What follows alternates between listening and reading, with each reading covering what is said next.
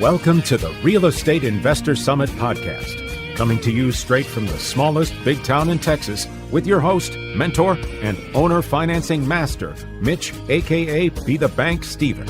The possibilities of life without a J-O-B start here. So grab your pen and paper and listen up. Y'all just might figure out how to fail forward to financial freedom. This is Mitch, and welcome to the Real Estate Investor Summit podcast. I'm here by myself today in what we like to call a solo cast. I'm just going to talk to you about some thoughts that I've been having on a certain topic, and the topic is the problem with being rich. So, you think being wealthy is a piece of cake, you might want to think again, because there are obstacles to overcome and decisions to make. And sometimes the more money you make, the bigger these decisions can be.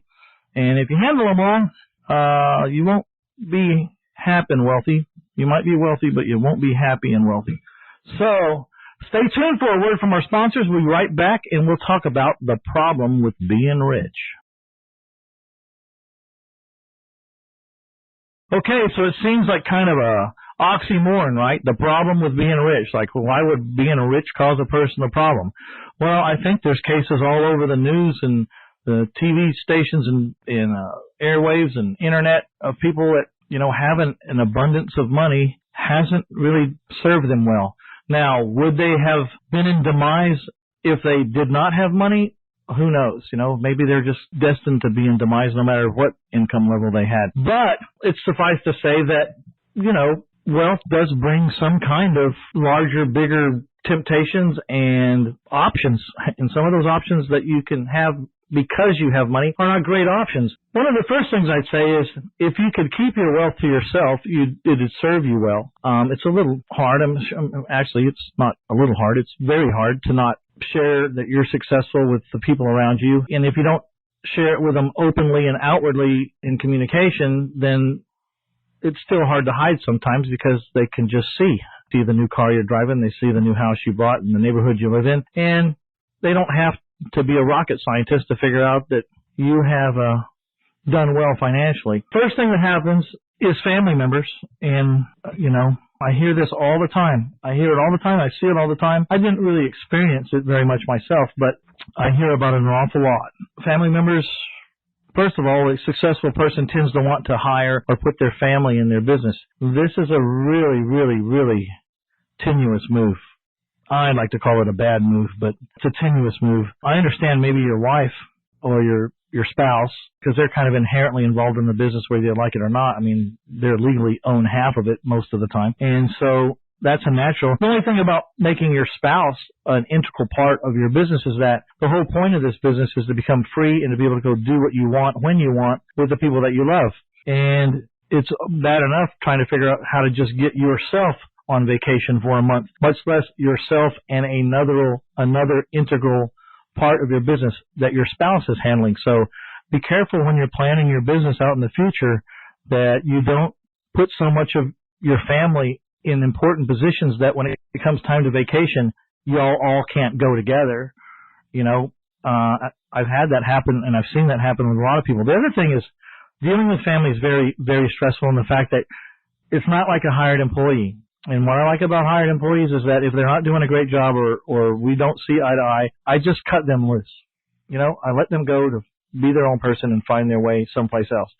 And that's when you start contemplating letting loose or even firing a family member, you're talking about a whole different set of issues. And the emotions of the whole thing, how much you really love them, even though they're not doing a great job, can cloud your decisions on how to run your business. The businesses are black and white. They don't know, nor do they care about your love for your daughter or your son or your wife. The business just needs someone to run it and run it right. And if it's not being run right, the business doesn't care. The business says this person has to go and you need to get someone else that can do a better job. And when you have a family member in that position, it's very tough. The other thing about family members and you being wealthy is they'll come for loans. And this is really difficult because if you happen to be wealthy in business and those around you can see it or know it, it gets very difficult to deny someone a $2,000 loan, a $3,000 loan, a $5,000 loan. It's like they look at you and say, You have it. You have more than you need. Why can't you loan me some money? And I just personally have been able to avoid a lot of that by saying these exact words. I don't loan money. That's not what I do. And I never have done that, and I'm not going to start now. And then personally, inside, if I decide to help them with their financial issue, then it's just a gift, and I'm just going to give it to them, tell them, no need to pay it back. Don't want you to pay it back. Take this and do what you will. And then I'm not going to do this again, but instead of this being a loan, it's a one-time gift, but I won't do it again. And even that's hard to tell someone you love. You know what I mean? So that's the subject of family. Then there's vices. You know, if you have vices, they just tend to expand when you have money. And, you know, a lot of people I know stay busy or don't go into retirement when they were real transparent with me and talk to me straight face to face. And they'll tell me, you know, a person with a lot of money and a lot of idle time with still a lot of youth left in them or a lot of energy left can get into a lot of trouble. And they found that it was just better that if they stayed busy to do something instead of having all that idle time. A lot of people, you know, that retire get bored or die very shortly after that. Usually they just get so bored they can't see straight because, you know, they want it. They dreamed about being able to play golf all day long and all week long, but their friends can't go play golf all week long. They have jobs. And so there you are by yourself playing golf. I suppose you could meet some other wealthy people out on the golf course and solve that issue, but most people don't, transition that well. They want to keep their same old friends, and if their same old friends can't come, then they probably would just rather go back to work. And a lot of them do that.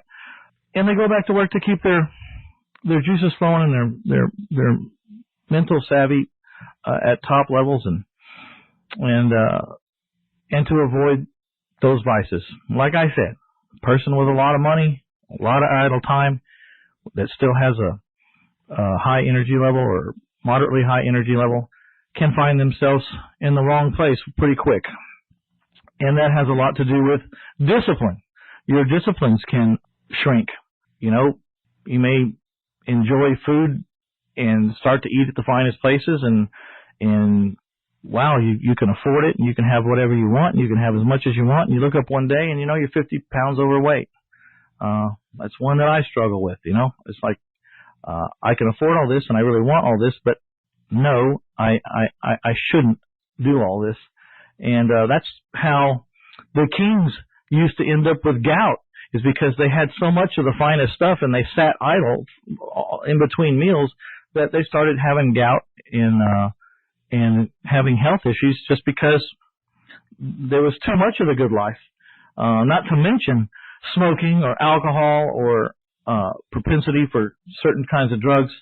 So this too can get out of hand and falls in the vices and the discipline section. So be careful when you start to come into your own to take heed that don't let yourself slip too far, because it can certainly happen. And if you're not paying attention, you can look up and wow, it's a long road to try to lose 50 pounds. You know, I mean, it's just a long road.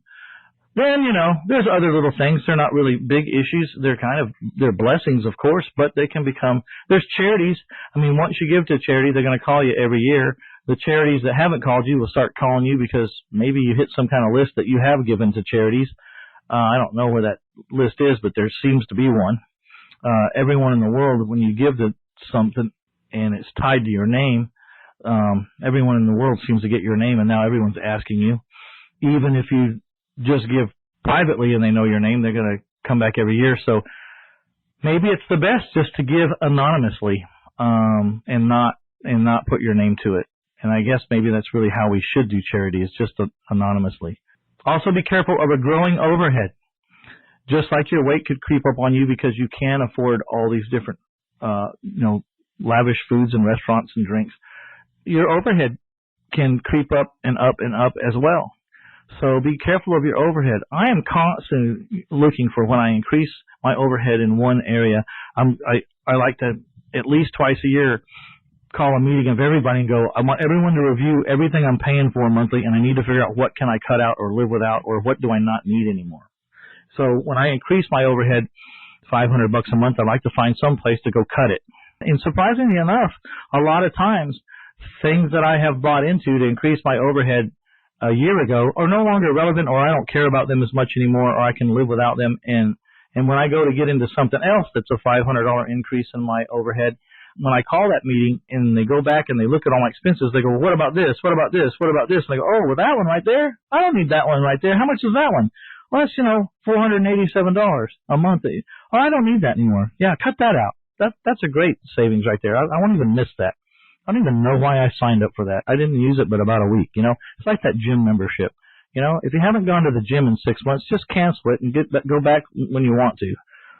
If you really want to go back to the gym, I'm sure they'll let you reapply. So, and then a little helpful hint, I like to call it pent-up demand. If you've been without anything, or if you've lived frugal your whole life, and then you start to come into money, or heaven forbid, you win the lottery, or you inherit a large sum of money. I've heard this from a lot of financial planners, that when that happens to someone, let's say it's $1 million, they take 10% of it, or $100,000, and they give it to the family member or the family and say, look, here's $100,000. We want you to have a good time. Take 10% of this money and go blow it. Go buy a jet ski, go on vacation, go parasail, go get your pilot's. Do whatever you want to do. Blow through this $100,000 and get it out of your system. Because after this $100,000's gone, we're going to have to live within the income of this $900,000.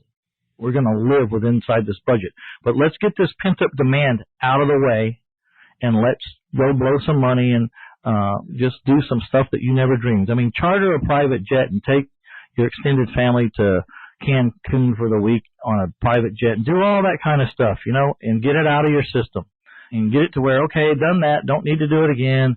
It was great, but, it cost an extremely ridiculous amount of money, and I don't need to do it again.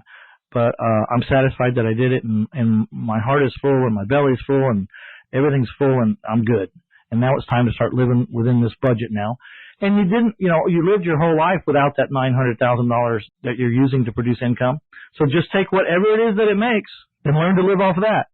I mean, for heaven's sakes, you didn't have that $900,000 for your entire life until that day. And so why would you have to blow the $900,000? Why don't you just increase your lifestyle by the amount of income that $900,000 can make you, and not increase it so much that you're biting into the principal of that $900,000? And so that's my dissertation for the day. I hope maybe I struck a chord with some folks out there. Maybe this is just all ridiculous. I will tell you this. It's just my opinion. It's just my point of view. And there's probably lots of other things to add to this or to subtract from it. But I just wanted to give you a chance to contemplate. If you're on your way to being wealthy, or if you're already wealthy, you might want to stop and think about a few things a little bit. And I hope it helps. This is Mitch Stephen with the Real Estate Investor Summit podcast. Thank you for stopping by and listening to me. I appreciate each and every one of you. And if you really want to help me, please go give me a 5-star review at iTunes, or you can go to Amazon and give my books a 5-star review, because let's face it, Mitch Stephen is not famous. A handful of people in the world know who I am, and that's it. And the only reason anyone signs up for my podcast or reads my books is because of 5-star reviews from people just like you. And I can't tell you how much I appreciate them and how much they mean to me. Thank you so much. This is Mitch Stephen with the Real Estate Investor Summit podcast, and we are out of here. You've been listening to the owner financing master, Mitch Be the Bank Stephen, on the Real Estate Investor Summit podcast. Let us now blatantly and without apology bribe you towards financial freedom by offering you a whole bunch of free stuff.